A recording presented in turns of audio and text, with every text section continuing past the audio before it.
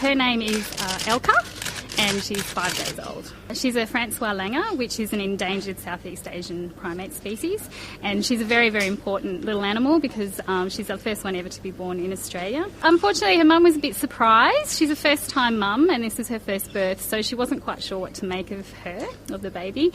So she was a bit scared, and they weren't that aggressive towards her, but they were just scared. They just didn't really know how to sort of interpret what was going on. So we did actually, once we'd checked the baby and the vets had checked her and cleaned her up, we actually took her back and put her back in there, hoping that mum might just pick her up, but unfortunately she just stayed away. So we just made the decision to hand raise her because she's so important, and we didn't want to take any risks at this point. Basically, we're mum to her. Especially in the first few weeks, it's really important. She has 24-hour-a-day care, so we're actually feeding her every 3 hours at the moment, and also, taking care of all her other needs as well, social needs and comfort and that sort of thing. So, it's a full-time job.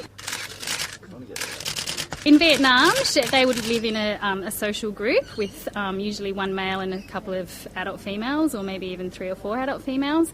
And then those adult females, it's a harem society, so they breed with the male. And then the youngsters will grow up in that family and then disperse and join other groups. So so in the wild right now, she would be quite a novelty in her group because they're actually born bright orange. You would have seen that she's got that bright orange little head, and by the time she's an adult, she's all black.